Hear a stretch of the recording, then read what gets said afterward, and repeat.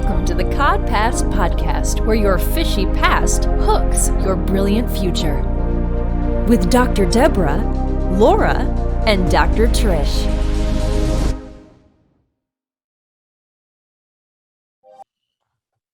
Okay, we are live. Not quite. We are not live yet. Got it. I don't know. I think for a minute I thought maybe we jinxed Rosa into another dimension. Why? Okay. All right, now guys, we are live on. Hello, everybody out in Facebook land! Yay! Hi, CodPast podcast people. We're here today with Rosa. We are now going to share the podcast on our own sites. So we're going to just take 1 minute and share it to your own story. I don't see it yet. Are you? It's on podcast or CodPast. Okay. I mean. There we are. And now it's on my own page, and we are getting ready to go live And hit record. So here we go. And we are Recording in progress. See, the Facebook Live people got a little sneak peek behind the scenes. Okay, so. Got it. Welcome to the CodPast podcast, where your fishy past hooks your brilliant future. With Dr. Deborah, Laura, and Dr. Trish. Okay, so far we've done a pretty good job here, except I can't quit this. Here we go. Oh, everybody hit their little love signs. I love it. Welcome, everybody, to Good Friday's edition of the CodPast podcast with our very special guest, Rosa. Actually, Rosa, I don't know how to pronounce your last name. Lemaire. Lemaire? Yes. So beautiful. Lamaya. It's Lemaire. My husband is Australian. The last name is French. And Lemaire. you're Lemaire. Costa Rican, right? Or you're No, what? Peruvian. Peruvian. So we've got like the national broadcasting happening today on Good Friday, which is an amazing Friday, but you represent the UN. Thank you very much. And all of you too, you women of the world, travel everywhere and do all kind of good things. And plus, Lemurian crystals are a big deal to this group. And so we'll talk a little bit about Lemurian crystals and Lemuria in general, since I guess you're from there. Are you from Lemuria? Me? Yeah. No, I'm from Peru, from up of the mountains of Peru. Well, the Peruvians actually have a lot of, we can talk about that shortly, but you all have a lot of history with UFOs and things like that. And Yes, we do. Yeah, very cool. But let me introduce our guest. We are just delighted to have Rosa here. We've known her for, I think, over a year, Rosa. I'm not sure. And we met through the essential oils on Jack Canfield's team. So we have a lot in common, but we've never really talked too deeply about what you do and your philosophies, but we love you. So I can't wait to get started. But let me just tell you, Rosa. Rosa is the founder and president of Joyful You, letter U, LLC. As a certified life coach, Rosa empowers individuals in achieving new heights of spiritual aliveness, wealth, and authentic success as an inspirational speaker, executive coach, and corporate consultant. Rosa, with her unique form of heart-centered transformational life coaching, integrates spiritual principles with practical everyday application for lasting, life-changing results. She loves supporting her coaching clients to expand their belief system, take action steps, and grow their personal and professional lives to align with their visions. In addition to completing a 15-year career as a highly successful project accountant. I didn't know that. Wow. I'm an accountant too. Rosa is a certified life coach and has studied success principles, personal development, and spirituality for more than 10 years. And just one more thing I want to let you know, Rosa has given us a gift to give to our audience, and I'll put that at the bottom of this Facebook Live, or when I upload everything, I'll make sure that the gift is there for you all to receive. So can we participate? Are we allowed to have the gift? That's just a kid. You make an exception, and yeah. That's a joke. Yes, and no pressure. Yes. So welcome, Rosa. Yes, Thank you very Rosa. much. And just before we start talking and learning from you and sharing with each other, I'm going to start with the fishy joke, because we always have a fishy joke at the beginning of our CodPast, because we're all about our fishy pasts and our brilliant futures. So in honor of Holy Week, this joke is: the first book of the Fish Bible is called Creation. Creation. Well, it's not. That is really good. Creation. I could hear Jesus laughing right there. Yeah, he liked that one. Creation. Before we get started, Rosa, is there anything that you want to add to your bio, or anything that you would like to add before we talk about Fishy Past? Yeah, I would just like to say that I'm honored to be here with all of you. I know the wonderful job that you do, not only for you, for yourself, for you, the people that works with you, and for the world. And also in this moment, I would like to span love, good energy, positive energy, and love around all our body and the world and all the people. Because if we come from love, we can solve any problem, and we can find any solutions for any circumstances in our life. Yes. Amen. That is so Yeah. well said. We Yeah. call that ROW advice. I don't remember what ROW stands for, but it's good advice. What is it? Round, I don't remember. odd, Fish eggs. huh? It's fish eggs. Yeah, but we had it as an acronym for something. I don't know. Oh, yes, yes. So, Well, it doesn't matter. It was very good advice. It was very good advice. Love is the answer. love is the answer.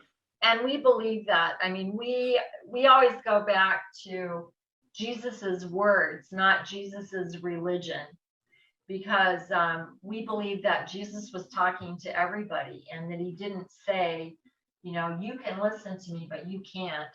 Jesus's whole reason he was here was to show that love breaks through everything, that love is alchemy, and that when you get your brain and mind to sink in, you can open any safe.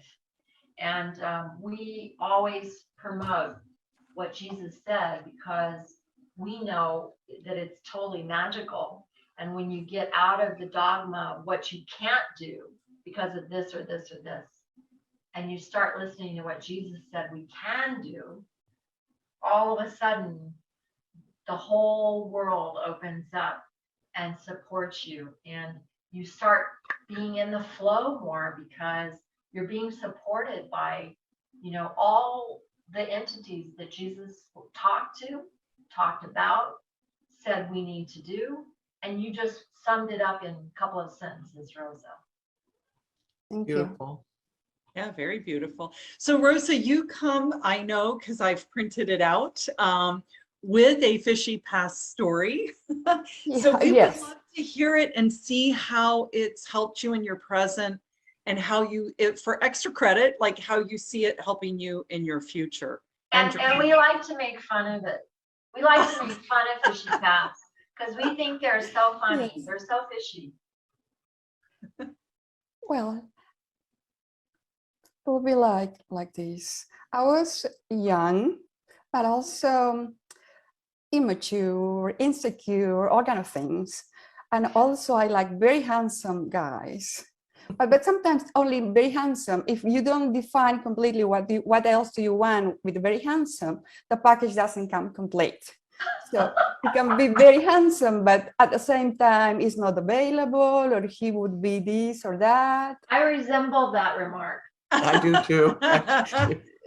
Yes, at that moment of my life, for example, I had a boyfriend at the university, but he would not like like to introduce me to the whole university or something like that.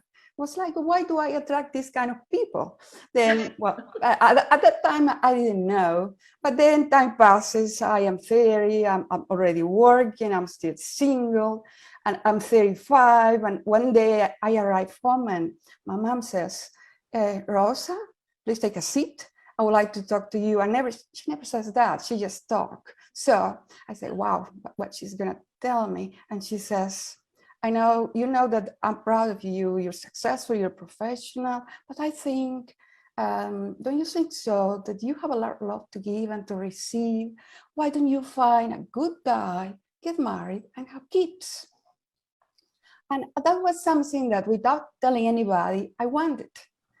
But yes, I was not expressing because I was afraid where I'm gonna find this good guy. But then when she told me that, I said, well, that's what I really want. I knew at the moment. And I told her, I don't know where, how, when I will find this good guy, I will get married and have kids. And then my mom says, wow, that's what I wanted to know. And she was very happy and she left.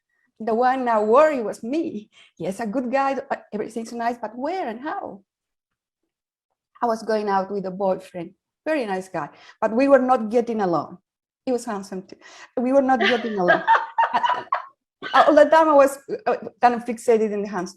And then I prayed at night, dear God, I'm Catholic, and please make that we get along, and then maybe we can get married. Our kids will be nice, something like that. And then guess what happened? In 1 week, he comes and breaks up with me completely. So I was like, God, it was sad at the time. It's a joke for me now, and I understand now also. And I was like, now I'm in zero. But at that moment, the truth was, God was giving me what I was asking for. I really wanted a soulmate. Well, time was passing by, and I had an opportunity to I just listened to a conversation in my project. A new engineer came and he was sitting close. Yeah, it was a small office in Lima.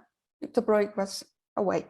And he was sitting there and he was talking to his friend, and he said, there is an exchange for professionals. 5 professionals from Oregon are going to come to Lima, 5 are going to go and ask your son to put his papers. And as soon as he finished talking, I went, sorry, Juan, I couldn't help to listen to your conversation. Can I present my papers? And he said, yes. Yeah, we had a test. We needed to pass an English test because we were coming to US. I know, yeah, I passed the test. The hardest test was like speaking for the Rotarians at their dinners. The Rotarians in Peru, or the Rotary International. And you had to speak in Lima? In Lima, to their meetings, to the Rotarians there. Wow. We were 30 at the beginning, 30 people that wanted to come. They were there as candidates. And then I was really timid, but I really also wanted to come. So I just said, whatever comes, I will just do it. And I did, and I was selected. Wow. Another girl from my project was selected too. She was also single. She was an electrical engineer. So 5 of us came, 3 girls and 2 boys for a month. The thing is that, and I had a project manager who was a very nice person too. He agreed that I can be out. And also my project was very convenient, about to finish in June. This was like March. So everything was put in together. I didn't know these principles at the beginning, that when you have a vision and you make a decision and you believe, you have faith and you feel it, that happens. But sometimes we do this naturally without knowing sometimes. And I would imagine also my partner walking with me at the beach with a blue yes, sky and blue water, things like that. I was dreaming myself. The thing, and then we came to, before coming to Oregon, my niece that was living in Australia, but her husband moved to Houston. And well, at the end of my 1 month, I needed to visit her. But before visiting her, I needed to go to Canada for 2 weeks. At the end, well, first than anything, thank you to the Rotarians. They are an amazing organization. The exchange is very nice. It's excellent. And when we at the end, we wanted to buy tickets, my team and I, to Canada. Buying at the last moment was too expensive. They did not go. Called my niece. I'm coming early, and she says nobody's going to pick you up because we're not going to be in town. But you can come and make yourself home until we come back. And the next day she calls and she said, you're lucky because my husband's friend is going to pick you up. He's a nice guy. I'm getting chills. Yes. Well, this is making tears come up in my eyes because, and I want to just state that you said this about the Rotary. I think the Rotary is the biggest peacemaking organization on the planet. Yes, definitely. Yeah. And he picked me up. Oh, it's supposed to be 2 weeks. I think I was 3. By the end of the, then I decided to go to Canada by myself. I wanted to do that. But at the end, I was going out as boyfriend and girlfriend with Mark. And then went to Canada, back to Peru, phone calls, emails. And one day he said, will you marry me? Oh, I'm getting chills. That's awesome.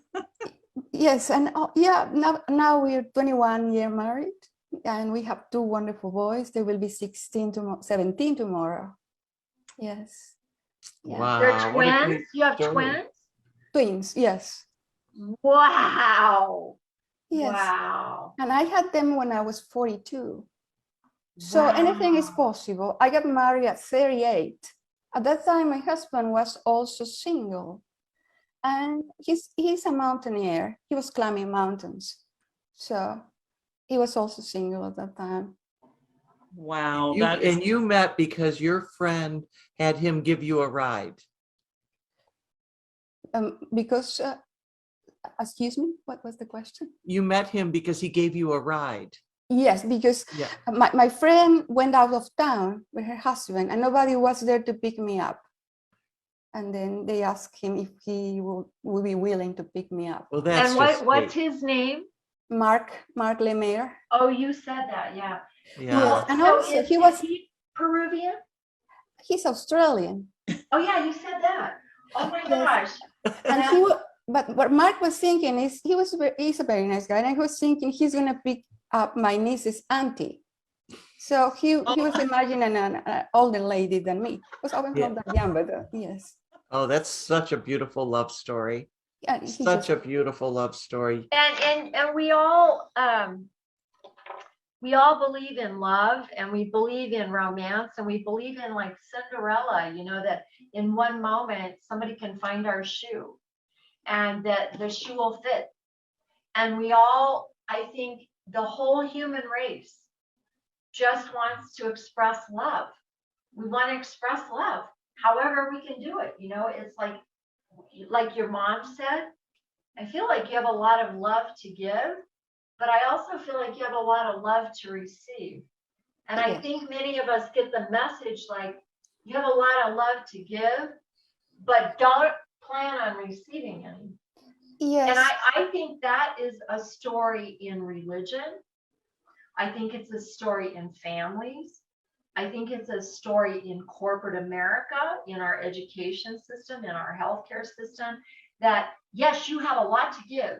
Go to school, become a doctor, give, become a nurse, take care of all the patients, but don't expect to have anything back in your life because you're just here to work.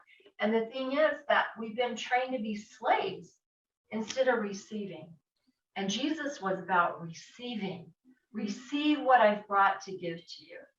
And your mom somehow hooked that, I have to tell you, Rosa, I'm going to tease you about this.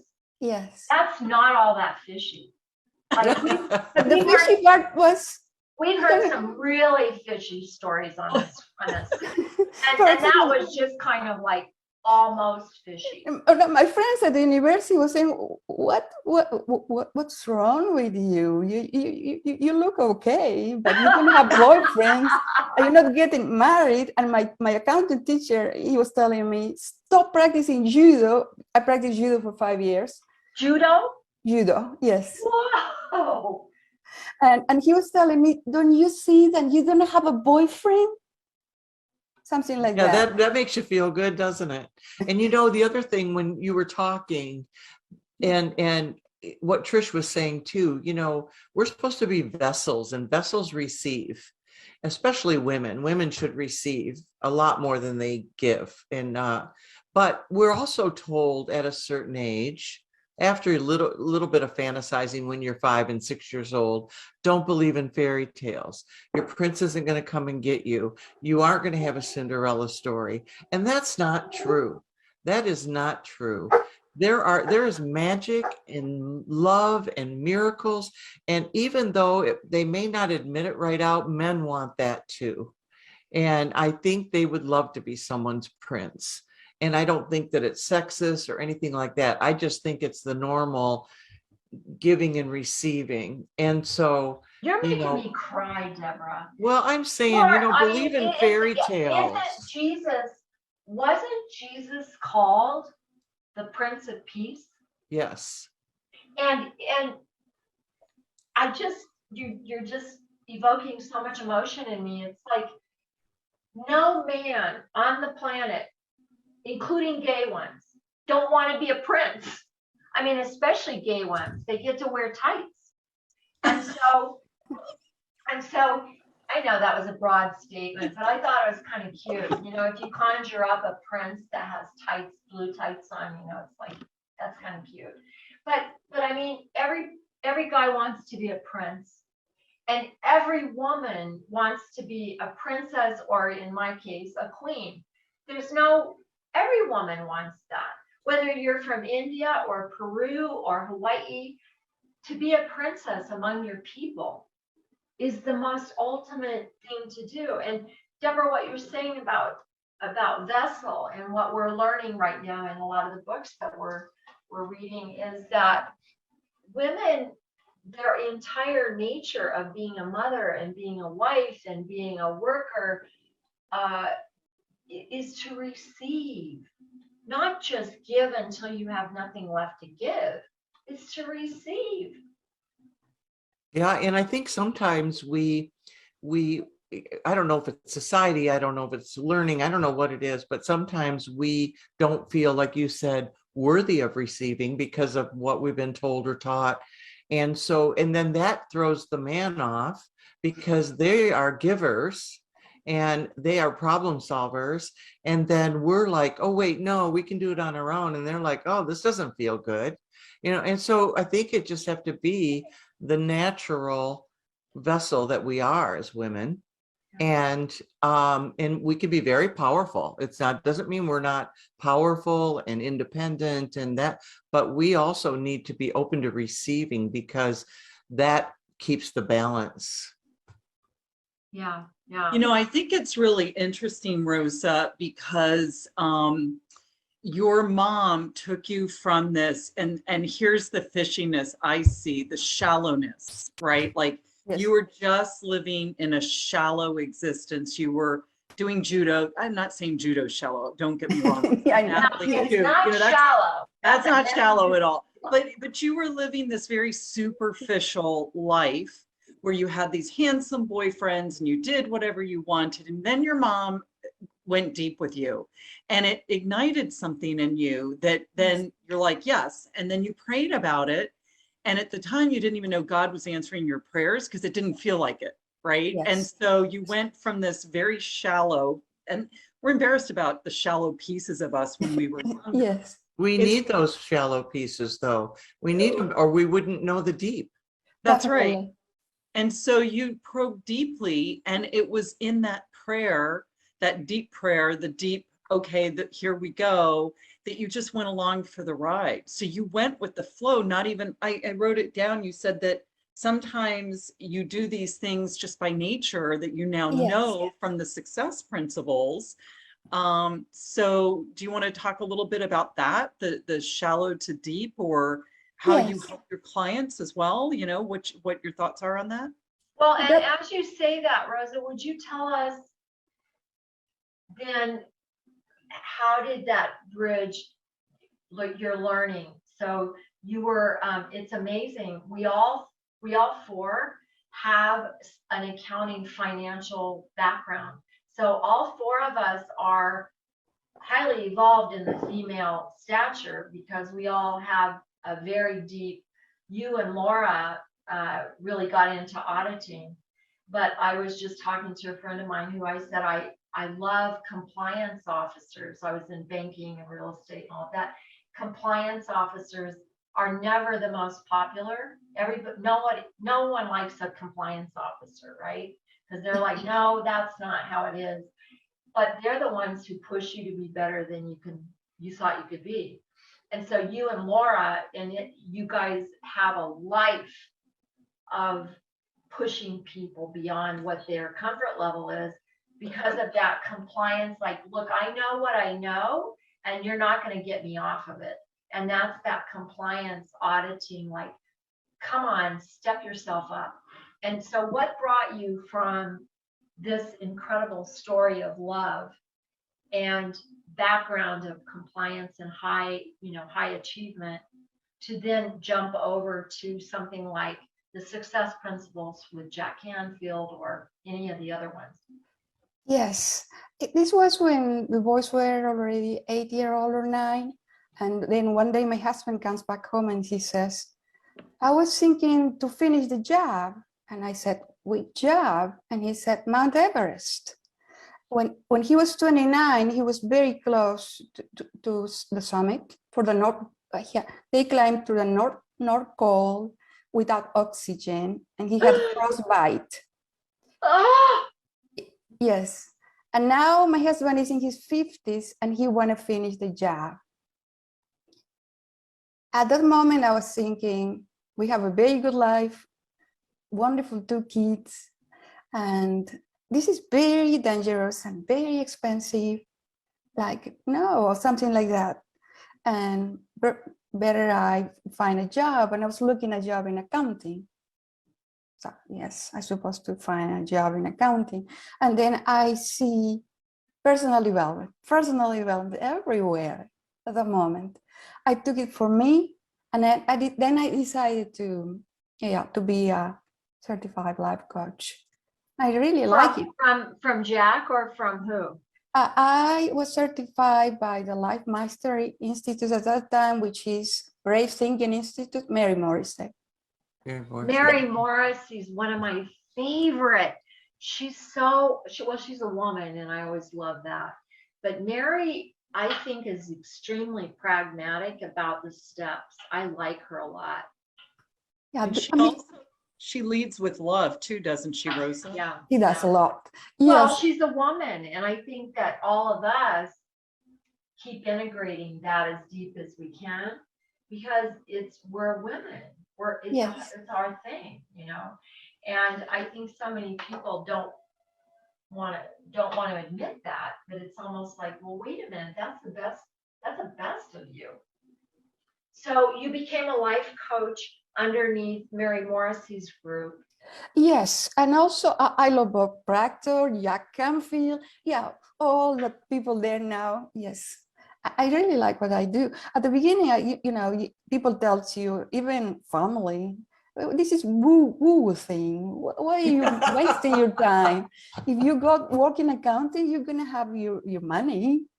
And you can retire, and you can have money in the bank. And but then you don't see your kids. You don't know what your husband is doing, and maybe you're bored. All kind of things that happens that people do not know, and not everything is money.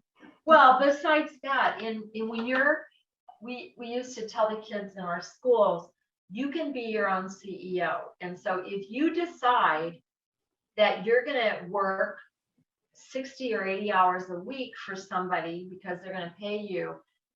Okay, if that's what you want, okay.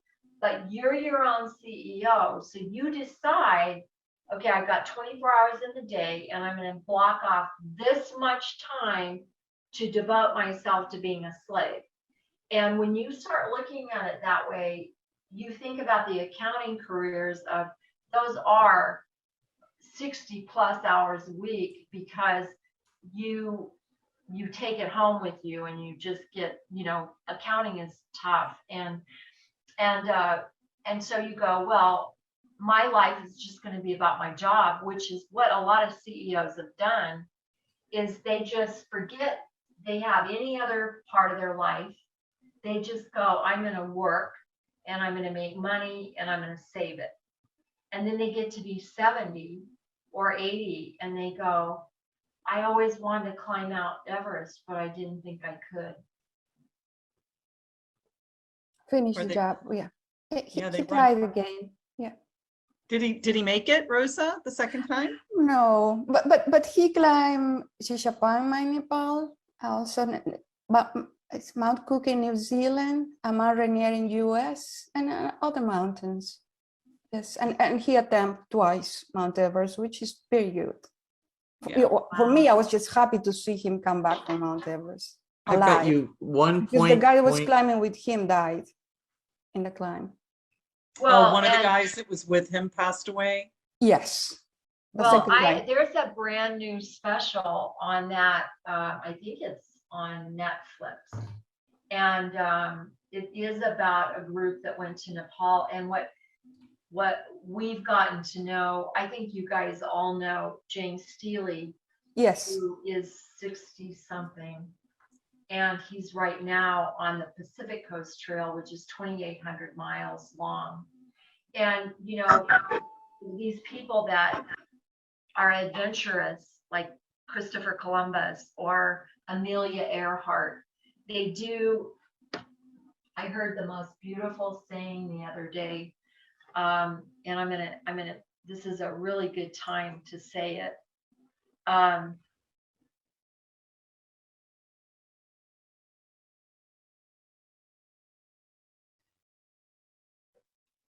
Well, I do have it. She'll find it. She'll find it. But Rosa, I think it's really pretty what you were saying too about.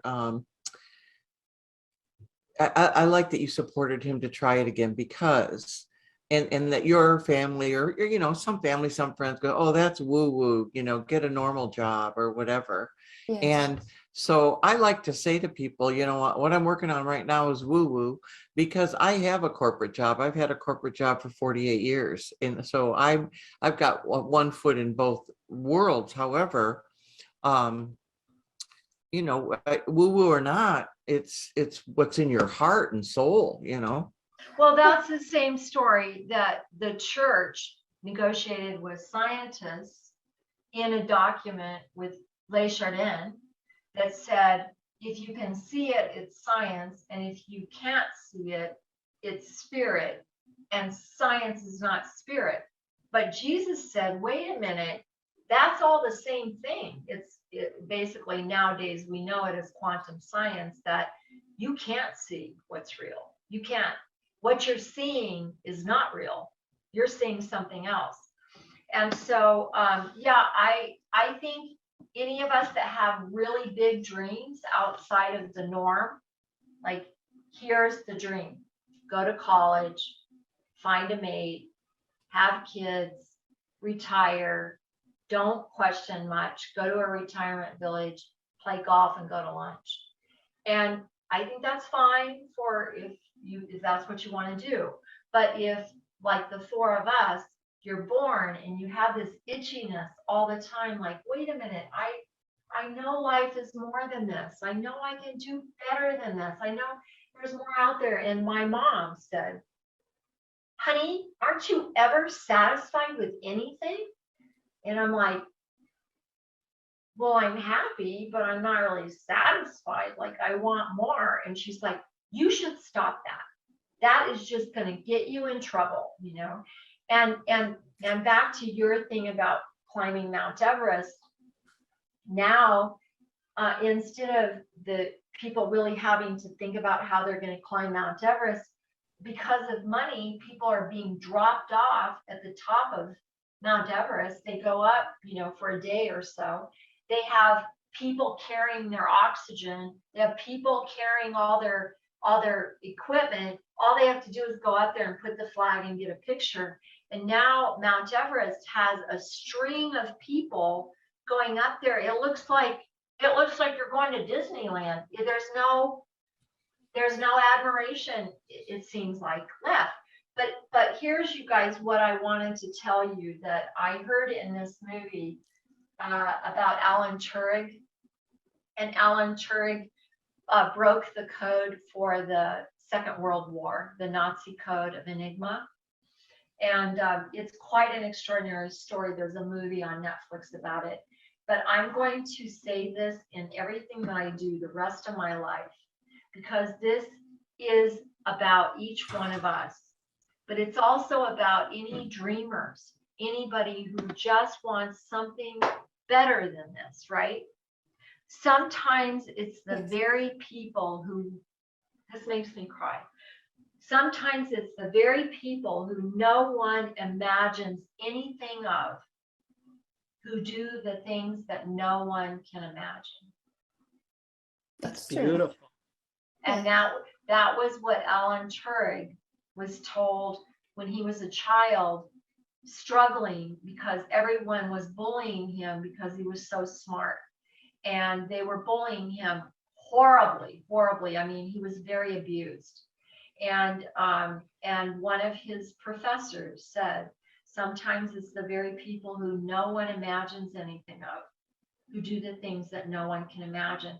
And probably Alan Turing is the reason that the war was ended and saved millions of lives. But he committed suicide because he still didn't believe he belonged, because the world still said, you don't belong. And I'm hoping that the four of us and other people like us are saying, ooh, I'm just starting to I'm so whiny today, but maybe just because of Good Friday.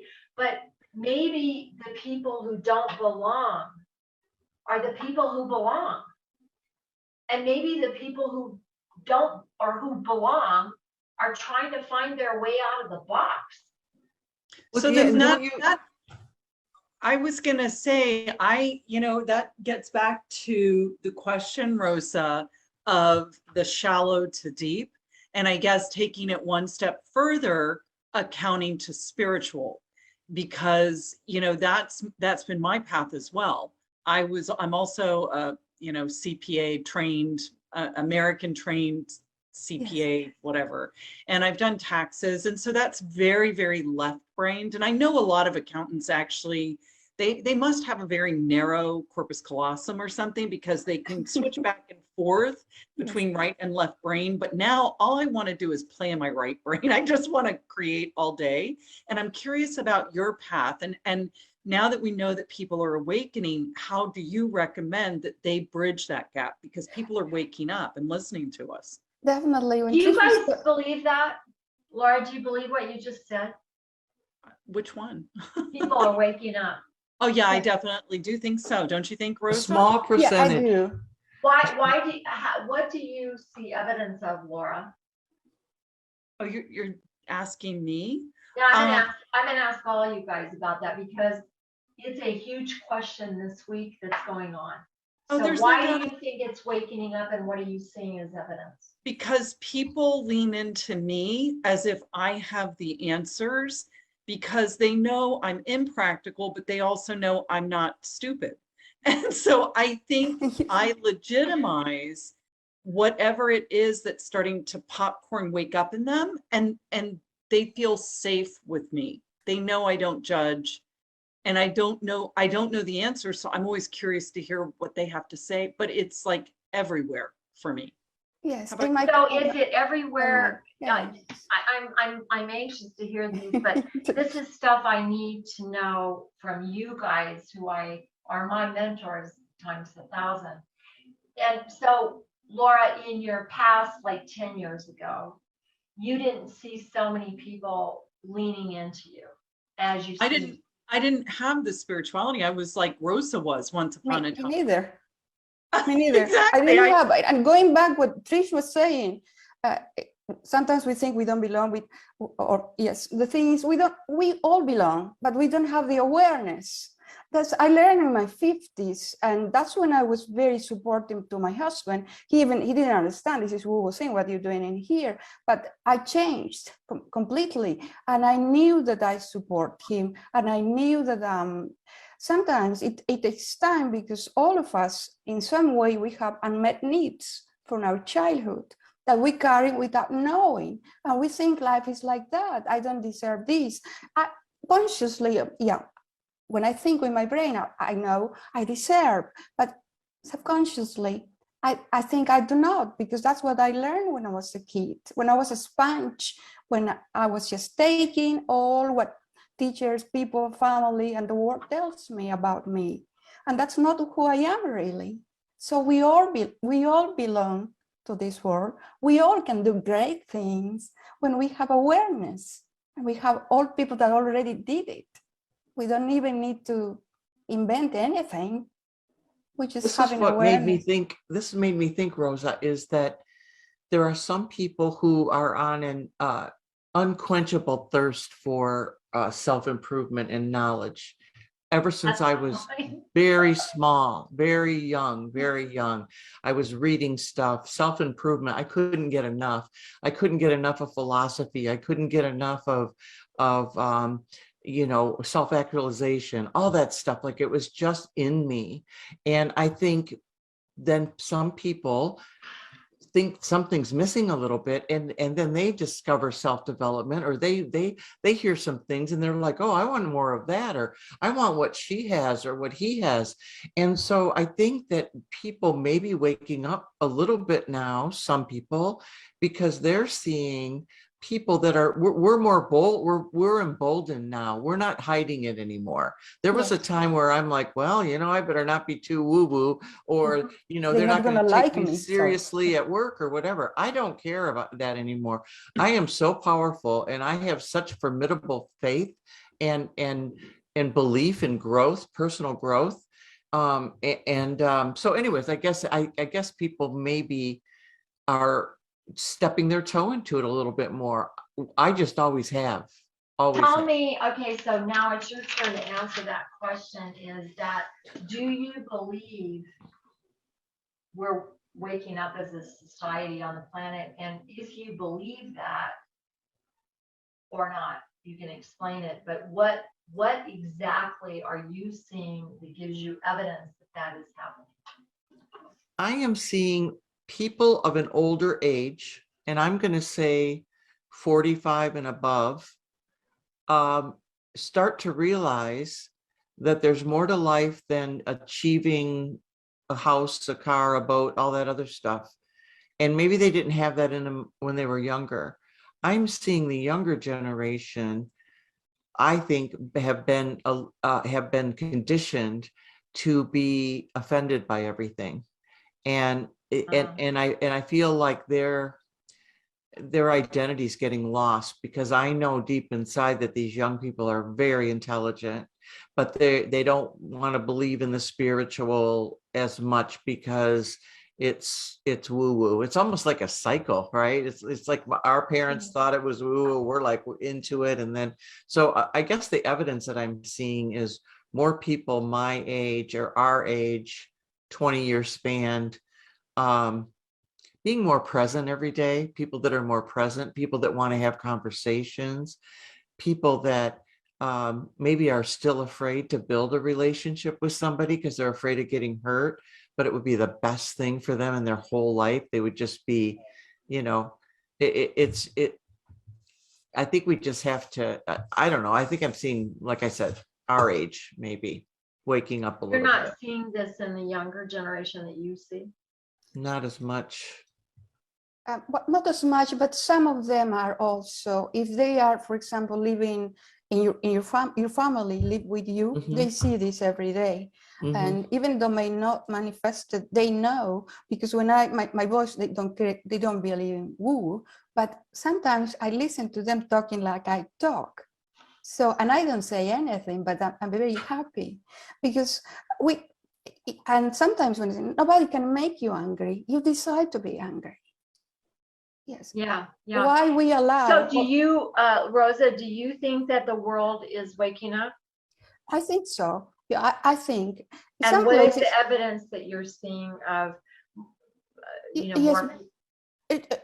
people that suffer less, that they understand that we have experiences in our life, and nothing is good or bad unless we define what it is. And if I think the war is dangerous and it's bad, or a lot of people are bad, I will find them, because where I put my attention, I put my intention. Yes, this is your dispenser, but this is true. And then I manifest things in my life, and I don't know why. I was believing that it was bad luck, good luck. No, it's where I'm putting my attention, my energy, my frequency. If we go deeper in this, yes.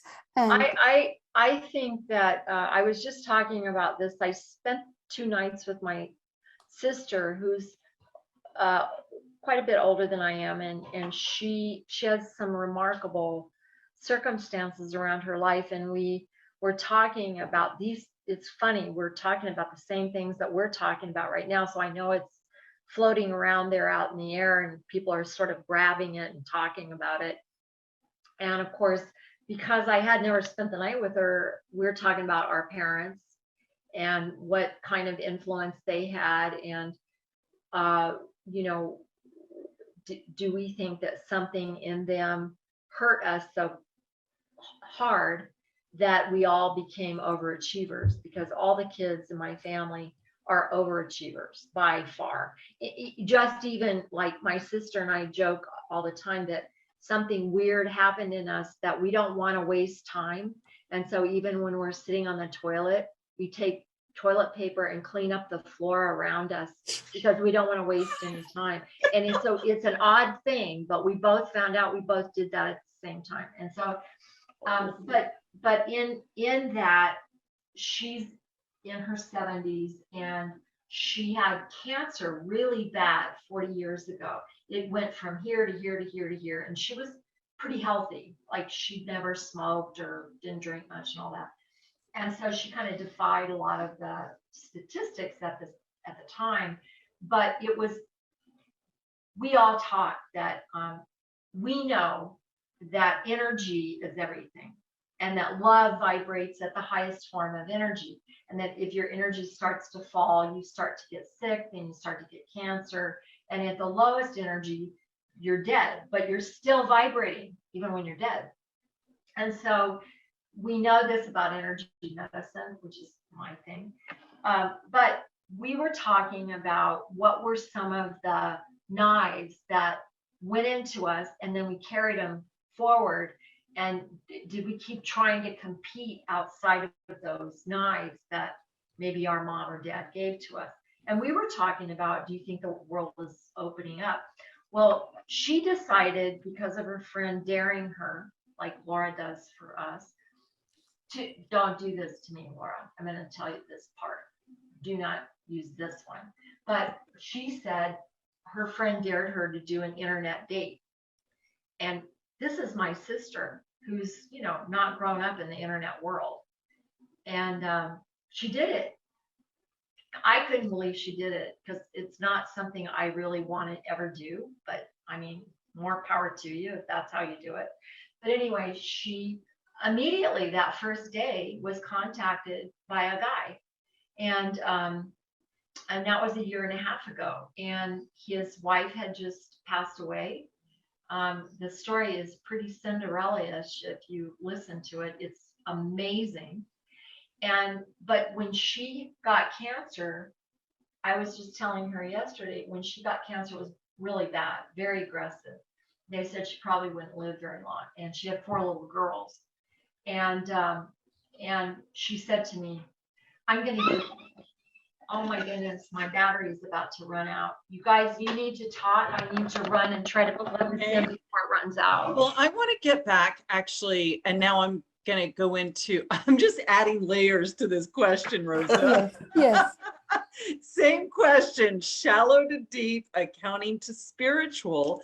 But because you say, because you told us you're from Peru originally, we often ask our guests whether they've had some type of like ghost experience or UFO experience. So that kind of covers it all. And I know when we go into Clubhouse, we can go deeper into all of this stuff, but have you had a UFO or ghost experience? not personally, but during the night, just before sleeping, we had like a camp. It was not really a camp, but we were after the harvest, because I was born up in the mountains in a small farm in a very nice place. And we had the harvest in there, and we needed to be there through the night to make sure that nothing happens. And then that's when we have the fire and the ghost stories come. I was very young at that time. I was like, why do they say these kind of things? Just before sleeping, because then I had a nightmare. Yes, I never had a close encounter with anything, but they was just stories that UFOs coming, and most than anything, my mom or my teacher telling me that if I behave well, they will take me, but things like that. And also they were building roads in there, big bridges, and they were telling me, do you know what they do? The kids that are away from home, because I always like to go, just go outside the house and go and then come back. And if you go there and these people find you, they're gonna put you in the bridge, in the cement inside, because they put people so the bridge lasts longer. And I believe, I was young. As soon as I see those trucks that come from construction, I would hide. Yeah, because I didn't want them to put me there. So maybe not a ghost story, but have you ever had, an angel or someone that's passed on to the other side, talk to you or feel like they were near you? Yeah, I feel my mom died in 2003 with cancer. She was in my wedding in 2000, and then she had cancer, and then it didn't pass too long, until she dies. When I was about to have the babies, she came in my dream. She was in my dream, and she said, "Come with me." I was in pain. I started to have the baby, premature kids at 32 weeks. Mm. And just they were two separate sacs, and one broke. The thing is, and she comes in my dream, and she says, "You're suffering, come with me." And I told her, "Mom, I have a husband now, and I will have kids. I'm very happy here." And she disappeared. And this was a dream. Yeah. Maybe. Wow. That's incredible. Yeah. Yes. That's love, right? Like your mom loved you and wanted you to not suffer, but you loved your life, your husband, and your forthcoming children, and you wanted to stay. So that's love. Tell us a little bit about your coaching business, Rosa. Tell us about your coaching business and how you do that. Yes. And I go to networking events, or any people that just know me or somebody tell them about me and they want to coach with me. We have a strategy session to see if she fits. Well, she's how do you say, she may see if she wants to coach with me and me with her, because I want also people that are ready for transformation, that they really want to change their life, and knowing that if I didn't do it yet by myself, maybe I need help. And we all need help in some areas of our life, or sometimes in all areas of our life, just to have awakening, to know that we're repeating patterns in our life without knowing. And then when we have awareness, we can change and we can heal all our unmet needs also, and all the things that are just holding us back from our next potential of doing what we really want to do. One thing is the signs of achievement, like Tony Robbins says, and then the art of fulfillment. Some people work very hard, then they got sick, they are about to die, and they realize they didn't live. So Regrets. we're here is really to enjoy small and big things in our life. And then we all know that gratitude is harmonious with abundance. Abundance of what we want: more health, more time, better relationship with ourselves first, with our loved ones and the world. And if we awaken to this, we can do great things and have a better life and better world. And then we are more conscious. When I was 50, I already had my kids. I was like, why I didn't know this before? I would have been a better mother. I cannot change that, but starting now, I can do that. Also for myself, because sometimes we have so much shame, so much blame to ourselves. Yes, and then we don't do things. So there are things that are holding us back. Gratitude is what with abundance? Harmonious with abundance. Harmonious, okay. The more grateful I am, the more things, if you believe in God or whatever you believe, they're going to give you more reasons to be grateful for. Well, one of the things you just said, and I'd really like to talk more about this in the clubhouse, maybe entertain some questions, is that, and this literally happened to me yesterday with my sister, the very things that are holding you back, you're consciously saying, I don't have that, I'm fine. But your subconscious is still running that track that, oh no, you're not fine. This is going to be a part of your life for the rest of your life. And don't you ever think you're going to get away without having it in your life. And literally it was like a light bulb yesterday, because a couple of things that my sister said, and I went, oh my goodness, this is so buried. I would have never had any idea that this was causing my own demise or self-destruction in those little moments in time when you think everything is just perfect, and then all of a sudden, boom, something happens.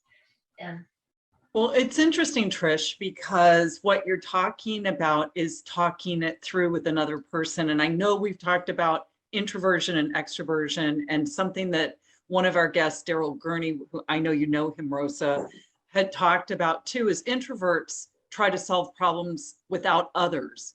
Extroverts tend to solve them with others.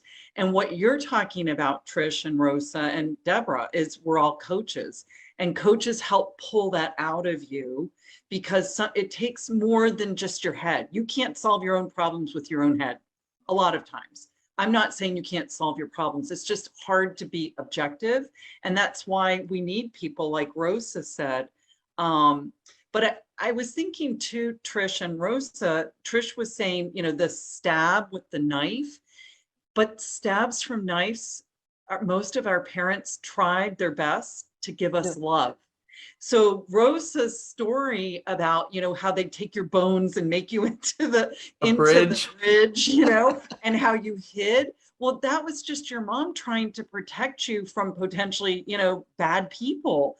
So you can see where the loving act to try to keep you safe actually was a knife that you had to pull out later and say, you know, this was a love knife or a butter knife, not a, you know, not a serrated knife, right? I love that. yeah, well, and that's prevalent here around the Hopis and the Zunis, because they use what they call kachinas, where if someone puts this mask on, they actually become the spirit guide.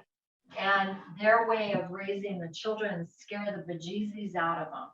And so they'll come and they'll say, if you misbehave, I'm going to chop you up in little pieces, and I'm going to put you in this basket, and I'll carry it around with me for eternity. And the little kids are like, ah, you know, but that's what they do. Yes. So, go ahead, Rosa. We're not aware that we really imprinting a deep wound or something in these people. We, as a loving parents, we do our best, but we just do what we know. We don't know. I don't think very few cases, the intention of any parent is to damage the kid. No. But we are just imperfectly perfect people, and we do that. And when we have awareness, we are not resentful anymore, and we can heal our wounds, and we can set ourselves free to do more things, to open up ourselves to love. I think that was my case too, when I was not having boyfriends or not really attracting the kind of guy that I really wanted for me at the time. As you say, we give love, and also we learn a lot, because it's selfish to take care of yourself. It's selfish to receive. You got to give. We as women, even more. All your needs can be met. All your needs, you can do whatever you want. But if everybody else met their needs, and then you can do yours, something like that. So we live with that belief, and then we're not really enjoying life, doing more things. And yes, there's, I think every time there is something else. Live in the moment, of course, enjoy this moment, all the good, wonderful, amazing things that we have and that we can be grateful for. That doesn't mean we want to stay here. We want to enjoy more, but also recognize what we have. And people are, they may have money, houses, family, but they're so stressed, so angry. They do not know why. Yes. You know, sometimes when we have a broken heart, I heard something somewhere from something, I don't remember, but it said that's where the light comes in. So when your heart's broken, that's where the light can get in. And sometimes I have this necklace that my niece gave me, and it's beautiful, a beautiful pink smooth stone, but in the middle it's the raw stone. And I love that, because I feel like I healed open. It didn't close the wound all the way, so I'm smooth all the way across. I'm rough in those areas, but it's a beautiful wound that healed, you know. And I think sometimes we're a little rough on ourselves when you, like you said, you know. I think most of the time we're very critical with ourselves. Yes. Well, Yeah. and on that note, we gotta get moving. But you know, when bones heal, especially, but I know scar tissue and bones are stronger than anything around them, and so it might be wiggly. It might be, you might be able to see where the light came through, but when the light comes through, it infuses it stronger than anything around it. Yes. And I think that that's where we are. You guys, this has been amazing. You want to take us out, Miss Laura? Yes. So everyone, Rosa, thank you so much for joining us today. Thank you very much. I appreciate all of you. Your wisdom and everybody that is listening to. Yeah, your wisdom and love is just like our jam. And so we're so glad you're in our circle, and we look forward to meeting people over on Clubhouse after this. I've put in the link yesterday, I have the Clubhouse link. So come on over to Clubhouse, and you can learn from Rosa too. Love you guys. Yes, I'm going to do a reaction too. Let's see. Party. Yay. Thanks, Rosa. We'll see you over at Clubhouse, everybody. See you. Thank you. Love for everybody. Happy Easter. All you guys watching us, we love that you listen to us later. Yes. And we're going over and out from the recording now, stopping. Yeah. And now we're going to stop the live